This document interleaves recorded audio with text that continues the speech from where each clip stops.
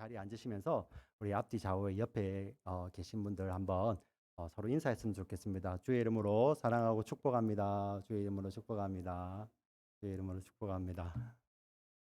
네. 어, 어, 저와 저희 가정은 하나님의 은혜 그리고 우리 성도님들의 사랑과 기도 덕분에 이 안식월 한 달 반 안식월을 잘 마치고 돌아왔습니다.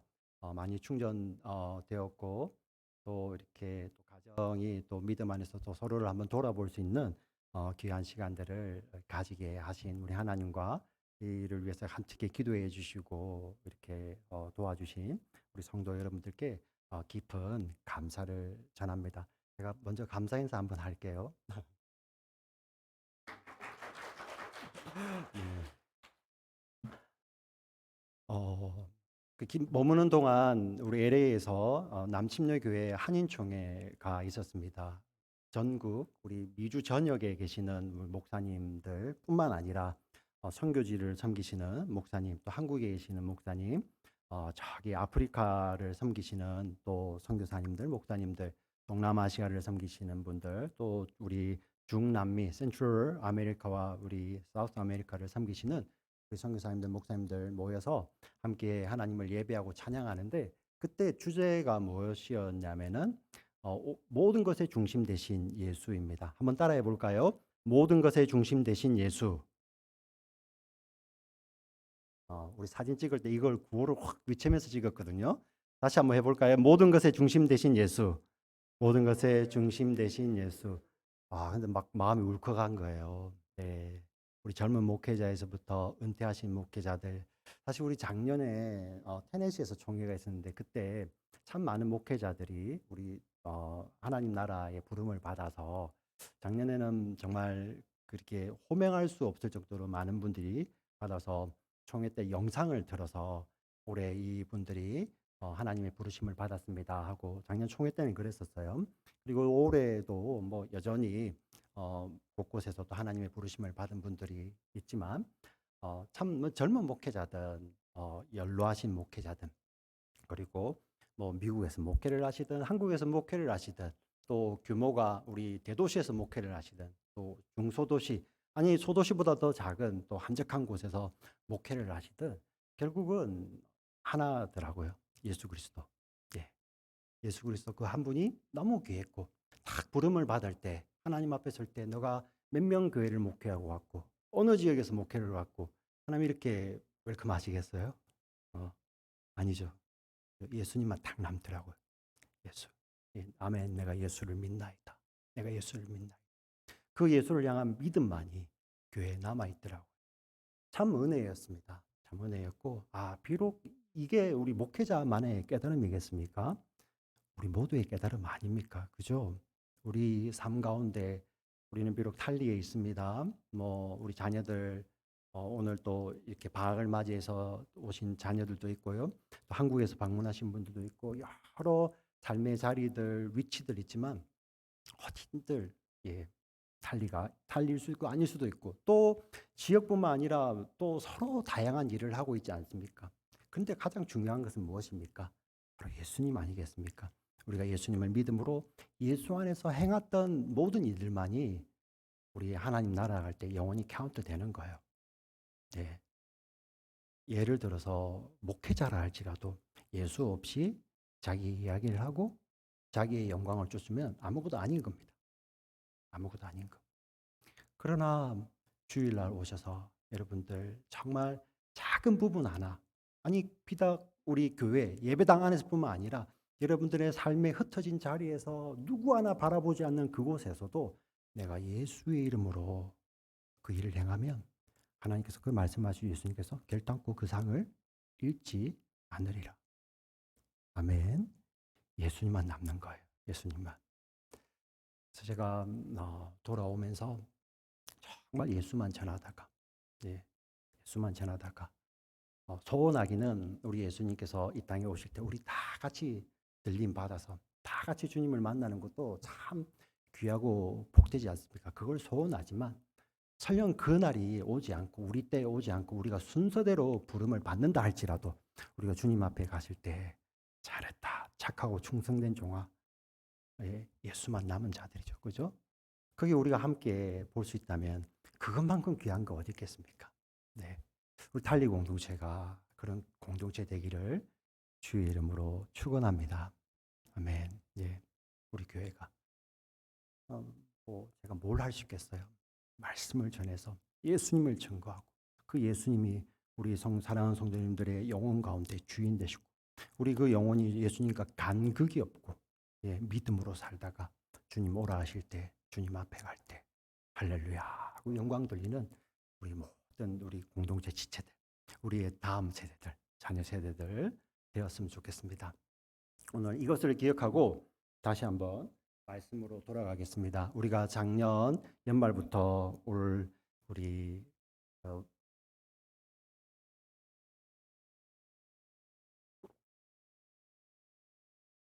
종료주일이죠. 종료주일 전까지 마가복음을 강해를 했습니다. 마가복음 오직 예수 그리스도를 중심으로 하여 마가복음을 강해했고요. 이제 다시 그 마가복음 강해를 시작하려고 합니다. 마가복음 잠깐 복습을 해보겠습니다. 제가 전체를 이야기하지 않겠지만 왜 복음인가? 사실 이 마가복음은 저자의 의도가 분명합니다. 하나님의 아들이 하늘 보좌에서 온 세상을 다스리시는 이 눈에 보이는 우주뿐만 아니라 모든 영적인 세계까지 다스리시는 하늘의 왕 하나님의 아들이 이 땅에 내려오셔서 대접받기 위해서 오신 것 아니죠. 우리 마가복음을 쭉 살펴볼 텐데요. 종으로 오셔서요. 섬김 받으러 온 것이 아니라 섬기러 오셨고 많은 사람을 위하여 자기의 생명을 대속 제물로 주시기 위해서 이 땅에 오신 그 하나님의 아들의 이야기예요. 믿으십니까? 이 아들이 어떻게 하셨습니까?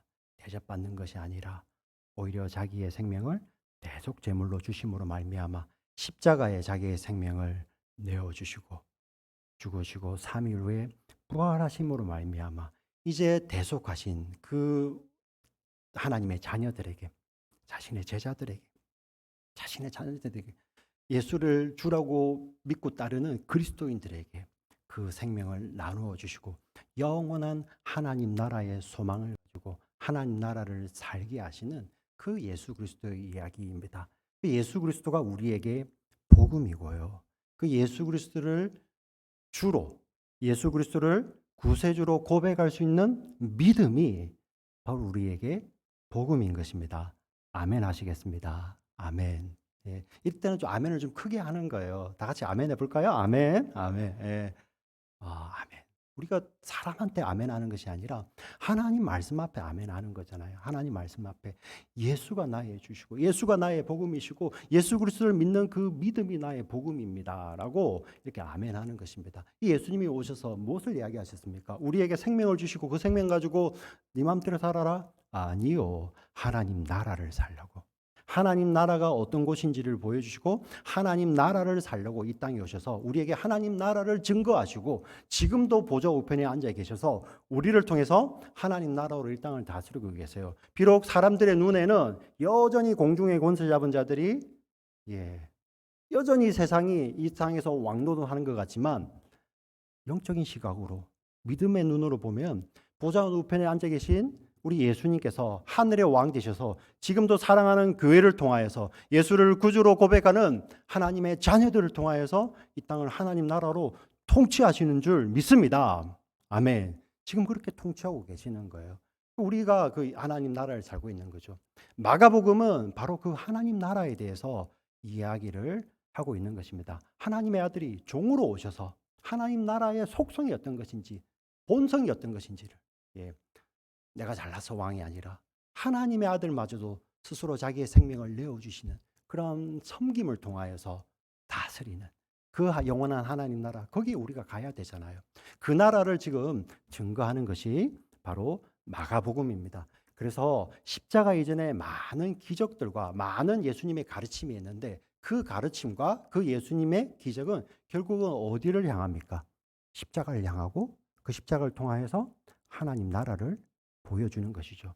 우리가 마가복음을 읽어갈 때 수많은 기적 기사들이 나오는데 그 기적 자체가 목적이 되면 안 되는 거예요. 내가 믿음이 있으면 믿음을 발휘해서 그 기적이 지금 당장 내 삶 속에 일어나야지. 아니요. 그 기적이 일어나는 것이 목적이 아니라 그 기적을 통해서 주시는 메시지를 통하여 그것을 통해서 하나님 나라가 보여지는 거예요. 예수님이 보여지는 거예요. 예수님 지금 그 일을 하고 계시는 것입니다. 오늘 우리가 마가복음 4장 마지막 부분을 읽었는데요.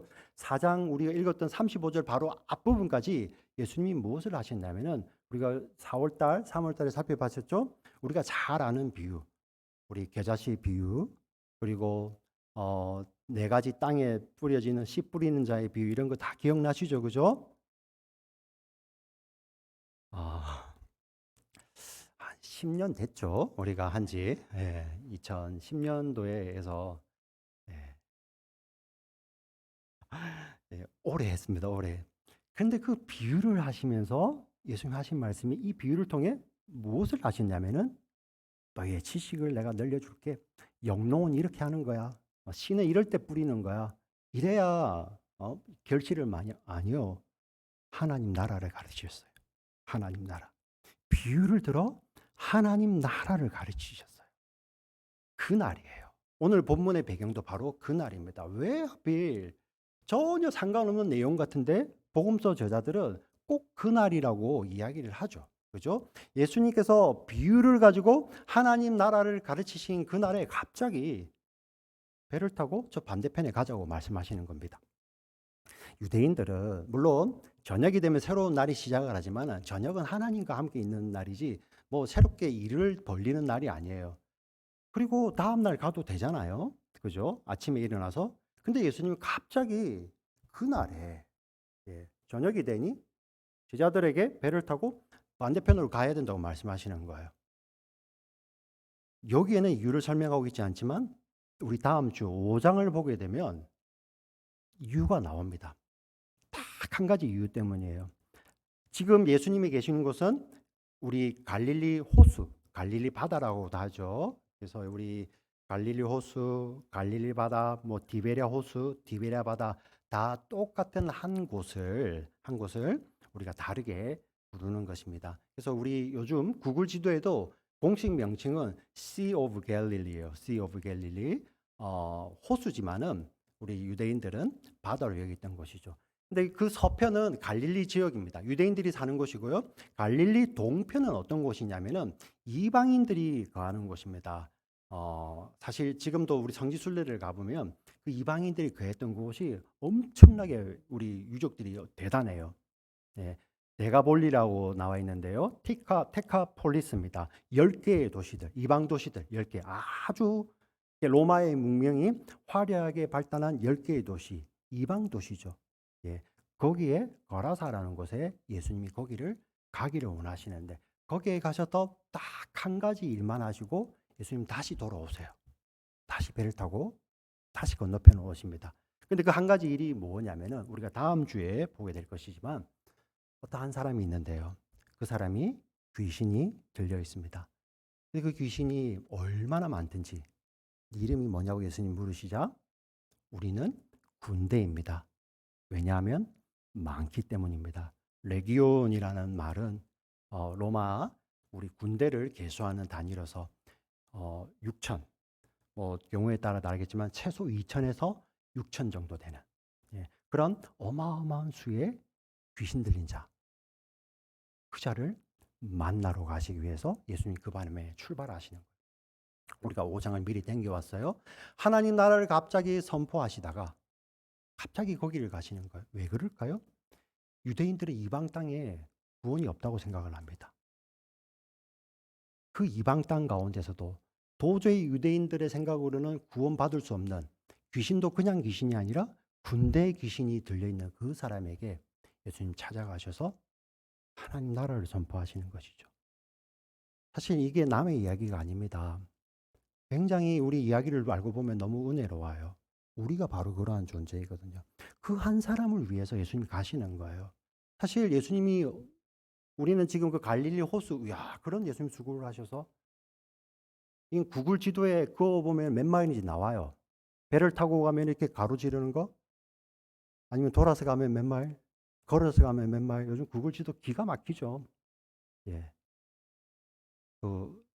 그죠? 버스를 타고 가면 몇 시간, 자전거를 타고 가면 몇 시간, 걸어가면 몇 시간 다 나옵니다. 예. 근데 예수님이 이 땅에 오신 것은 구글 지도에 안 나와요. 하늘 보좌에서 여기 오시는 거리. 측량할 수 없는 거죠. 그죠? 마치 이방 땅에 가셔서 그 한 사람을 놓아주시기 위해서 하나님의 아들이 가셔서 그를 영적으로 눌린 자를 자유케 하시며 그 영혼 가운데 하나님 나라를 주셨던 그 모습이 바로 우리를 향한 하나님 아들의 사랑이에요. 예. 한 사람을 귀하게 보신다는 거예요. 물론 여기 앉아있는 우리 공동체의 예배를 얼마나 하나님 기쁘게 받으시겠습니까? 그런데 구원하실 때 우리 한 사람을 귀하게 보신다. 한 사람. 예. 너무 놀랍지 않습니까? 그 한 사람을 찾아서 오시는 그 하나님의 사랑이, 예수님의 사랑이 거기에 보이는 것입니다. 그래서 예수님께서 그 밤에 가자고 하신 거기 하나님 나라를 선포하기 위해서. 네.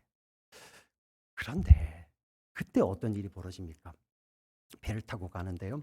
갈릴리 호수는 우리 해면보다 우리 해면 옆에 이제 갈릴리 호수 서쪽으로 보면은 지중해가 있습니다. 해수면보다 200m 정도 낮은 곳이에요. 예, 굉장히 낮죠. 그리고 그 갈릴리 호수 바다에서 요단강이 흘러내려옵니다. 그리고 사해까지 오죠, 그죠? 이 사해는 해수면보다 400m 이상 더 낮은 곳이에요. 지리를 연구하는 사람들 중에서 크리스찬들은 여기에 또 은혜를 받아요. 세계에서 가장 낮은 곳이 어딘지 아세요? 바로 그 사해거든요.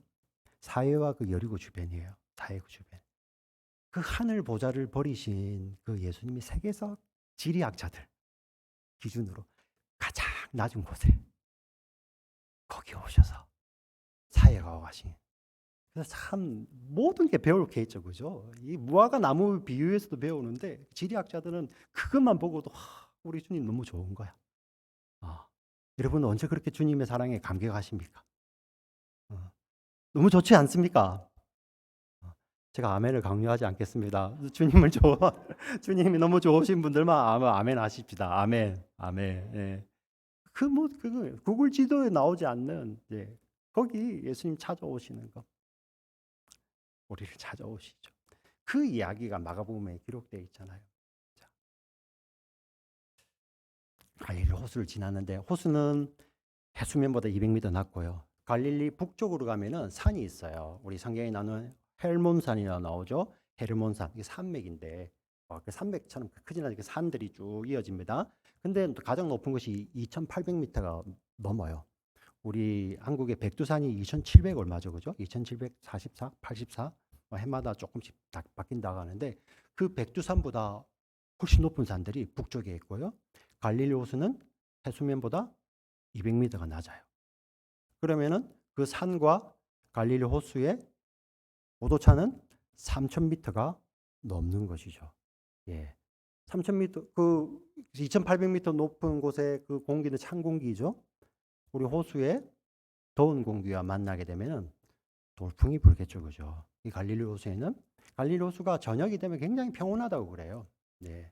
그래서 요즘도 성지순례 프로그램 보면 새벽에 사람들이 갈릴리 호수 가는데 뭐 하냐면은 그 밤새 어부들이 고기를 잡고 새벽에 거기서 파는 거예요. 예. 그 고요한 가운데서 고기가 잘 되니까. 자, 그런데 그 호수도 갑자기 돌풍이 불어오기도 한다는 것입니다. 근데 예수님께서 가자고 하셔서 배를 타고 가는데 돌풍을 만난 거예요. 그 제자들은 막 죽을 똥. 근데 사실 예수님은 뭐 목수니까 뭐 노를 저으시겠어요? 뭐 하시겠어요? 근데 제자들 가운데 적어도 4명은 어부 출신이잖아요. 배도 잘 다루고 바다도 잘 아는 그들이 열심히 이 바람과 파도와 사투를 벌이고 있습니다. 그때 주님은 주무시고 계시죠. 우리 마가복음은 조금 더 디테일하게 고물에서 베개를 베고 주무신다. 왜 이렇게 썼을까? 이유가 있더라고요. 고물이 어떤 곳이냐면은 배의 마장 끝부분에서 베개를 베고 주무셨다. 베개의 종류를 말하는 것이 아니라 예수님께서 뭐 하셨다? 깊이 잠드셨다는 거죠. 예. 야, 근데 예수님 깊이 잠드시고. 그런데 제자들이 뱃사람들이 하다 안 되니까 예수님을 깨워줘. 우리가 죽게 되었습니다. 그러자 예수님께서는 기적처럼 바람과 파도를 꾸짖으시자 잔잔케 되고. 그때 반응이에요. 사실 이 뱃사람들에게 두려웠던 것은 파도와 바람이었겠죠. 두려워했어요. 그러니 예수님께서 왜 두려워하느냐 할 때 그 두려움이 표시가 되잖아요. 근데 더 놀라운 것은 그때 두려움보다 예수님께서 파도와 바람을 꾸짖으셔서 잔잔케 되자 더 큰 두려움. 우리 원어에 그게 표시가 되어 있습니다. 앞에 바람과 파도 때문에 가졌던 두려움보다 예수님께서 바람과 파도를 꾸짖어서 잔잔케 되자 더 큰 두려움을 가지고 그가 누구이기에 바람과 파도도 순종하는가. 이 내용을 마가가 여기서 디테일하게 기록을 하고 있죠. 주일학교를 이렇게 열심히 다니셨던, 아니면 우리 자녀들이나 손자 손녀들에게 어린이 그림 성경 같은 거를 조금 자주 읽어주셨던 분들은 이 이야기 어디서 많이 들은 이야기인데 예수님도 이런 일을 당했네? 혹시 생각나는 거 없으세요? 일부에 참석하신 분은 답을 하지 마시고 혹시 용기 있게 어떤 이야기가 생각납니다. 혹시 있으신가요? 구약의 이야기인데. 예. 구약의 선지자, 하나님의 말씀이 임하여서 말씀을 전하는 선지자. 그런데 하나님께서 유독 보통은 하나님의 백성들에게 가서 말씀을 전하라고 하는데 이방 땅에 가서 말씀을 외쳐라. 회개하라. 회개하라. 이 말씀을 외치라고 하나님 말씀이 임한 선지자가 있어요. 누구죠? 요나죠, 요나. 그때 그 요나의 이야기와 이 이야기가 너무나도 닮아있죠. 왜 그럴까요? 왜 그럴까요? 그 요나의 이야기가 바로 이 예수님의 이야기를 먼저 보여주는, 모형하는 이야기라는 것을 우리 복음서 제자가 너무나도 잘 알고 그것을 의도적으로 쓰고 있는 것이기 때문입니다. 제가 왜 이렇게 설명을 드리시냐면 복음서마다 복음서에 이러한 장면들이 많이 등장을 해요. 종교 지도자들 있죠. 예수님이 하나님의 아들이 것을 믿지 않는 자들. 특별히 바리새인들이 있습니다. 바리새인들 중심으로 예수님께 나와서 당신이 하늘에서 오시면 우리에게 표적을 보여봐. 응? 그럼 우리가 믿을게. 그럼 거기서 예수님께서 잘 봐. 잘 봐. 표적. 믿어. 이렇게 안 하셨어요. 지금 이렇게 답하십니다. 악하고 음란한 세대가 표적을 구하나. 나는 인자는 너희에게 보일 표적은 뭐밖에 없다? 요나의 표적밖에 없으니. 요나가 물고기 뱃속에 밤낮 사흘을 있었던 같이 인자도 밤낮 사흘을 땅속에 있으리라. 예수님께서 자신이 그렇게 말씀을 하셨어요. 자, 지금 오늘 이야기를 한번 볼까요? 자, 똑같이 배를 타고 가고 있습니다. 네, 똑같이 이방 땅을 향해서 배를 타고 가고 있는데 똑같이 풍랑을 만나요. 그때 요나도 잡니다. 사실 요나가 탔던 배는 지중해 이렇게 나라를 다니는 배이기 때문에 굉장히 컸어요, 배가. 그래서 피하기 위해서는 어디까지 갈 수 있었냐면 배가 크니까 밑에 갈 수 있었죠. 깊은 곳까지 내려가서 콜콜 잡니다. 근데 예수님 타신 배는 고깃배예요. 어부들이 타는 배입니다. 그런 밑이 있는 게 아니에요. 그래서 어디 가시죠? 맨 뒤에서 콜콜 주무십니다. 예. 그리고 그때 정말 사람들이 그 풍랑을 피하기 위해서 애를 쓰다가 요나서에 보니 선장이 와서 요나를 깨웁니다. 자는 자여 어찌 미뇨. 빨리 네가 네 하나님께 너가 믿는 신에게 이렇게 구하라. 이야기하라고 이야기를 합니다. 오늘 예수님 타신 배도 마찬가지죠. 예. 그 뱃사람들이요. 네. 하다 안 되니까 정말 두려움에 예수님 우리가 죽게 된 것을 돌아보지 않습니까? 근데 그 풍랑이 어떻게 먹게 됩니까? 요나는 제비를 뽑아서 요나가 나옵니다. 나는 하나님을 경외하는 자라. 너희들이 나를 던져 바다에 던지면 너희가 살리라라고 이야기를 하죠. 그리고 기적처럼 어떤 일이 벌어집니까? 요나를 바다에 던지게 되자 물고기가 요나를 삼키고 요나는 물고기 뱃속에 3일을 있게 됩니다. 근데 그 사건으로 말미암아 어떤 일이 벌어지죠? 그 뱃속에 있는 사람들이 다 살아나게 되죠. 그런데 그 뱃사람들이요, 요나서에서도 그 물과 파도 때문에 두려워하는 것보다도 요나를 들여서 바다에 던지자 바다가 잠잠해지는 것을 보고 그 사람들이 더 여호와 하나님을 두려워하여 하나님께 여호와 하나님께 제사를 드렸다라는 표현이 요나서에 기록되어 있습니다. 네. 근데 동일하게요. 예수님을 예수님께서 여기에서 예수님도 기적으로요. 어, 이 바다와 이 바람과 바다를 잠잠케 하시자 사람들이 더 두려워하여 이가 누구인고라고 이렇게 이야기를 하게 되죠. 두 이야기가 정확하게 이렇게 패러렐이 되고 있습니다. 예, 정확하게. 예. 자, 그런데 그러면 여기서 의문이 생기잖아요. 요나는 이렇게 던져져서 물고기 뱃속에 3일 있음으로 말미암아 그로 말미암아 그 사람들이 살았는데 예수님은 자기의 능력, 기적으로 그냥 그 위기를 모면하신 거잖아요. 이런 차이를 이야기하려고 성경이 기록되어 있는 것이 아닙니다. 성경이 하고 싶은 이야기가 바로 이겁니다. 예. 사실 요나는 하나님의 마음이 있어서도 굉장히 불순종하는 마음으로 가기 싫었어요. 하나님이 이방인을 구원한다니요. 저 원수 같은 것들을 왜 구원하시지? 그래서 요나는 하나님을 피하기 위해서 배를 탔던 요나입니다. 근데 예수님 아니에요. 예. 하나님의 아들이시면서도 죄와 사망의 권세 아래서 하나님과 원수였던 우리를 구원하시기 위해서 이 땅에 오셨죠. 그리고 그 배를 타시는데요. 요나는 스스로 자기를 구원할 수 없는 피조물입니다. 네. 근데 예수님은 어떤 분입니까? 바람과 파도를 꾸짖으시면 그것이 잠잠게 되는 하나님의 아들이세요. 근데 그 하나님의 아들이 어떻게 아십니까? 이 장면에서 물에 던져지는 것이 아니죠. 그러나 예수님께 예비된 진짜 던져지는 곳이 있습니다. 바로 어느 곳입니까? 예수님께서 그 마지막 밤에 그렇게 기도하셨던 곳이지 않습니까? 아버지여, 할 수만 있으면 이 잔을 내게서 피하게 하여 주시옵소서. 그러나 내 원대로 마시고 아버지 뜻대로 하여 주시옵소서. 그곳이 어디입니까? 십자가 아닙니까? 십자가.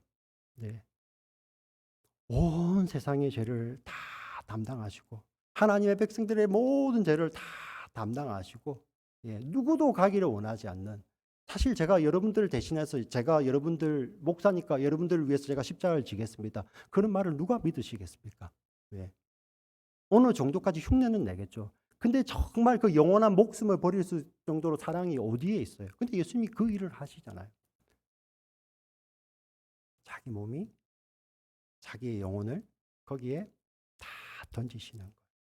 요나서에서 물고기 뱃속, 그 요나의 3일이 복음서에서는 십자가 위에 그 무덤 속에 그 차디찬 무덤 속에 계시는 예수님으로 나타나고 있는 것입니다. 우리 마가복음이 바로 지금 그 이야기를 하고 있는 것입니다. 요나보다 더 크시니 진짜죠. 예. 요나의 물고기 뱃속으로 던짐으로 말미암아 그 선원들은 잠시 그 바다에서 잠시 구원을 얻었습니다. 그러나 그들에게는 기다리고 있는 것이 있죠.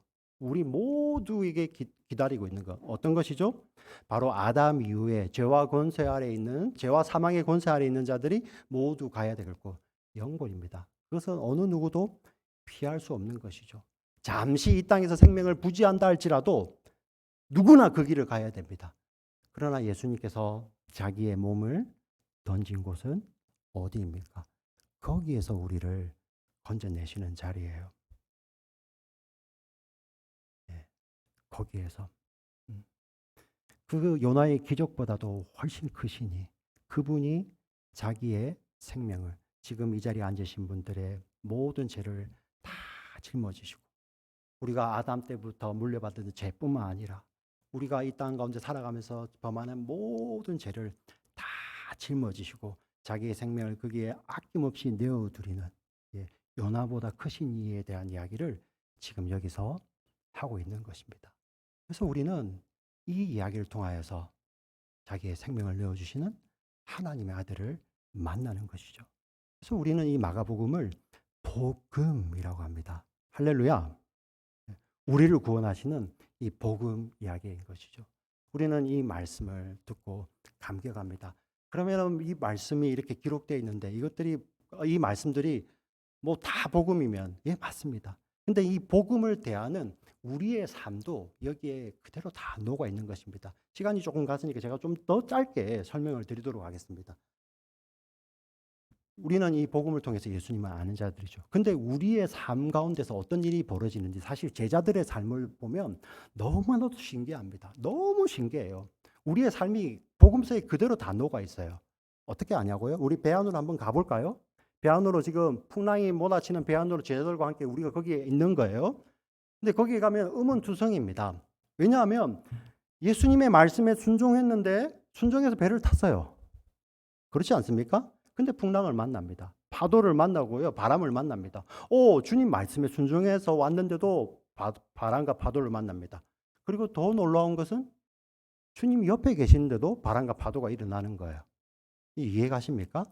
더 놀라운 것은 주님이 주무시고 계시는 거예요.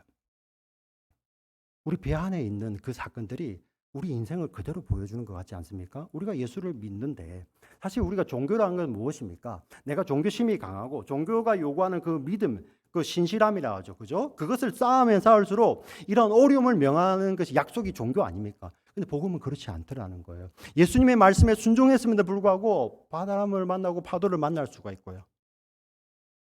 예수님이 옆에 계심에도 불구하고 만납니다. 네. 그런데 우리는 거기에서 의문을 가지는데 성경은 그 의문에 대해서 이거는 이래서 저거는 저래서 이렇게 답을 안 해요. 참 성경은 아주 간편합니다.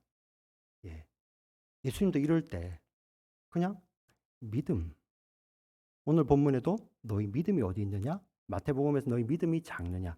사실 예수님이 사람들을 바라보면서 감탄하실 때 있어요. 감탄 뭡니까? 와, 마블러스 놀라는 거죠. 예. 반대로 한탄하실 때 있어요. 슬퍼하는 거죠. 감탄하실 때, 한탄하실 때 언제인지 아세요? 믿음 때문에. 믿음 때문에. 믿음이 없음을 한탄하시고요. 믿음이 있음을 감탄하세요. 그리고 예수님이 이렇게 말씀하십니다. 인자가 다시 올 때 내가 믿음을 보겠느냐. 이 말씀은 믿음을 안 보겠다는 말씀이 아니고 정말 진실한 믿음을 내가 찾아볼 수 있겠느냐. 그 믿음만을 찾아보는데 그렇게 믿음대로 사는 자들이 너무나도 적다는 것을 예수님께서 말씀을 하시죠. 왜? 그 믿음은 예수님이 주시는 건데. 자, 오늘 본문 가운데서도 이러한 사건 가운데 예수님은 제자들의 믿음에 대해서 이야기를 합니다. 그러면 믿음이라면 무엇입니까? 예수님이 이렇게 주무시는데, 주님 주무시네? 어차피 지나갈 거니까 여유 있게 즐기자. 이게 믿음일까요? 어, 예수님이 원하는 믿음은 무엇일까요? 지금 제자들 보세요. 하다 안 되니까. 예. 이제 못하겠어요. 주님 한번 해보세요. 이런 거 아닙니까? 예.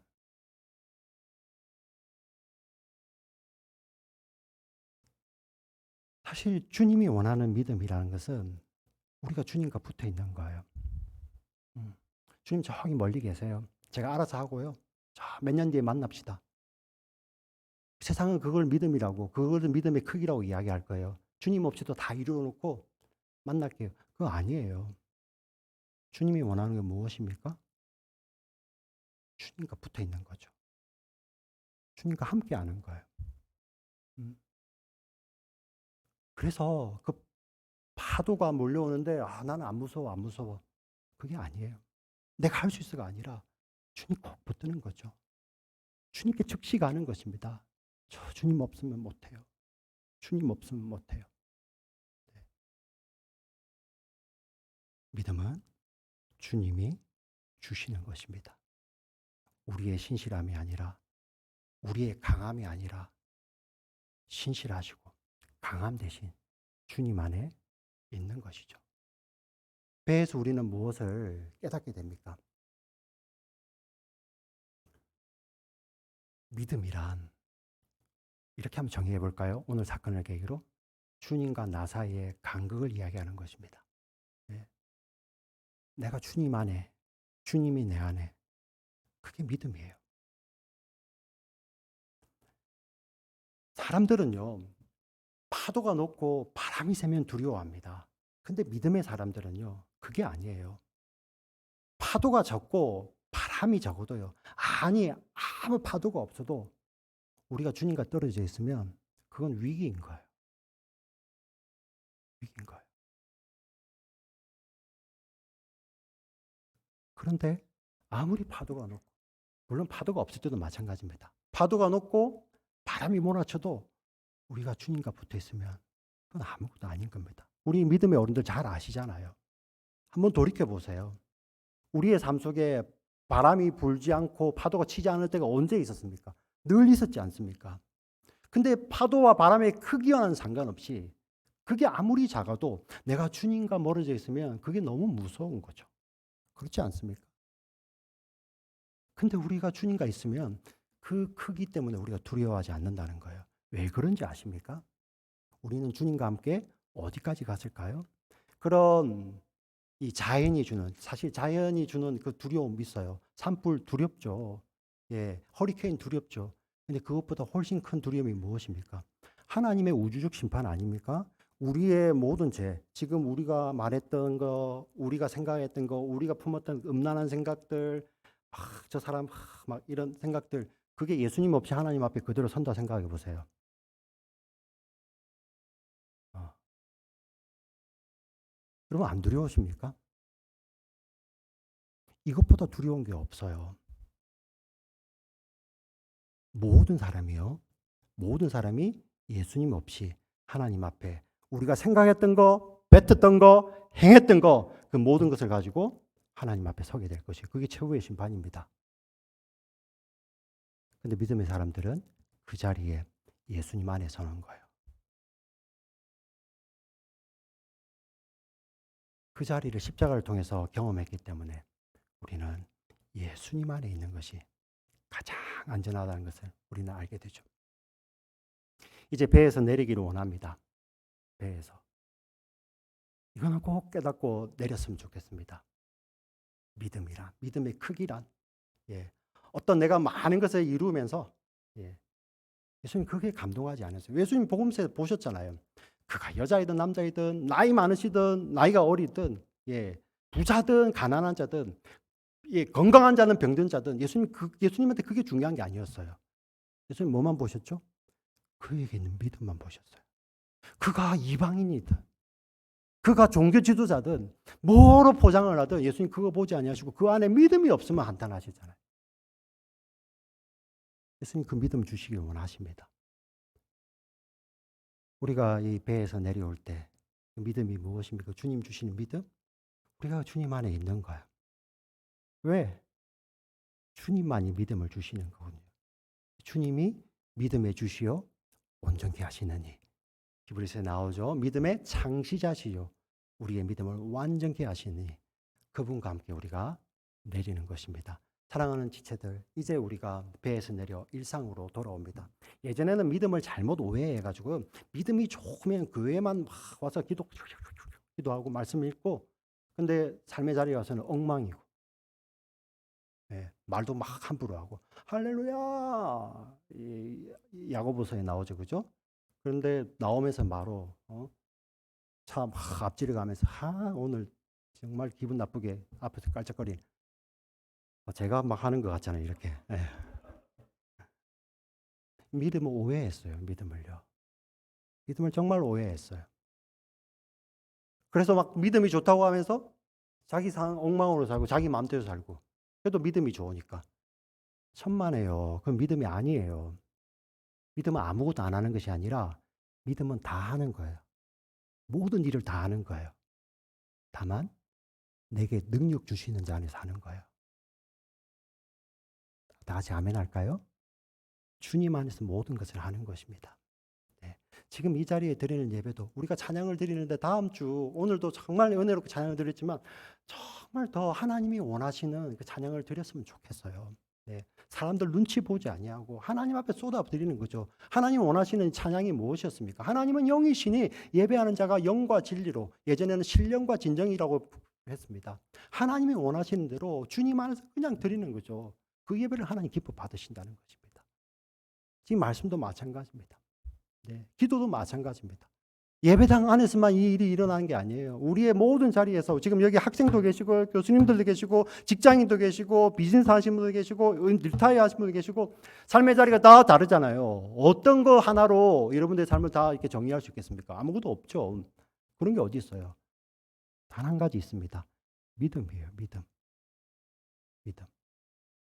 주님이 주신 생각으로 주님이 원하시는 것을 이야기하고 행동하는 것. 그래서 주님 닮기를 원하고 주님의 뜻이 내 뜻이 되기를 소원하는 것. 완전한 자가 아닙니다. 믿음은 주님이 주시니까 그 주님 안에서 간극 없이 주님을 따라 살며, 저 사람 보니, 저 사람 형편을 보면 너무 어려운데, 힘든데, 근데 희한하네. 저 사람 보니 저가 믿는 예수가 보이네. 그게 사도행전에 나오는 그리스도인들이었습니다. 그 우리 아닐까요? 그래서 우리가 이 예배를 정말 우리 안에서 오늘 기후의 찬양도 정말 하나님 앞에 믿음으로 드리고요. 우리가 이 후에 친교실에서 교제할 때도 믿음 안에서 모든 것을 할 수 있죠. 우리의 자리에서도 우리의 생각으로 재단하지 말고요. 예배도 우리의 생각 가운데 다 재단해 놓지 말고 성령께 모든 것을 맡겨드리고, 내 생각이 아니라 하나님이 원하시는, 우리가 오늘 정말 하나님이 원하시는 영과 진리의 제사를 드렸나, 예배를 드렸나, 그것을 돌아보며 하나님 저에게 믿음 주셔서 그 예배 드리기 원합니다 라고 소원하는, 그리하여 주님과 나 사이에 간극이 없는 우리 모두가 되시기를 주의 이름으로 축원합니다. 아멘. 살아서 역사하시는 하나님 아버지 참으로 감사합니다. 참 우리가 이 믿음을 이렇게 이야기할 수 있는 것도 예수님 우리를 먼저 찾아오셔서 우리를 사랑하셨기 때문 아닙니까? 우리 추상적인 믿음이 아니라 예수님을 사랑하기 때문에 예수님의 뜻을 더 알기를 원하고, 예수님을 사랑하기 때문에 예수님이 원하시는 것을 행하기를 원하며, 예수님을 사랑하기 때문에 예수님 꼭 닮기를 소원하며 믿음으로 살다가 주님 다시 오실 때, 주여 정말 나는 부족하지만 나를 사랑하시는 예수 그리스도 안에 있는 믿음으로 주님을 만나기를 원합니다 라는 우리 믿음의 지체들, 믿음의 공동체 한 사람 한 사람 다 되기를 축원하며, 또 우리 자녀들도 믿음으로 사는 우리 부모의 이 믿음이 비록 세상의 눈으로는 보이지 않지만 정말 어려운 가운데서도, 절망의 자리에서도, 파도와 바람 가운데서도 그 가운데 주님 저는 주님밖에 없어요 라고 정말 주님 앞에 부르짖는, 간절히 부르짖는 우리 부모님들의, 우리 할아버지 할머님들의 그 신앙을 통하여서, 믿음을 통하여서 우리 자녀들 세대까지 아버지 안에 믿음이 하나님 정말 하나님 주시는 것이지만 이 과정을 통하여서 전수될 수 있도록 우리 공동체를 축복하여 주시옵소서. 오늘 자리에 나와서 예배드리는 우리 사랑하는 지체들 한 분 한 분 주님 손에 올려드립니다. 주여 예배도 믿음으로 드리게 하여 주시고, 모든 일을 하든지 무슨 일을 하든지 먹든지 마시든지 주의 영광을 위하여 하며, 살든지 죽든지 주님 나라를 위해서 주의 영광을 위해서 하나님 믿음으로 행할 수 있는 우리 지체들 다 될 수 있도록 주여 축복하여 주시옵소서. 우리를 사랑하시는 우리 구주 예수 그리스도의 이름으로 간절히 기도합니다. 아멘.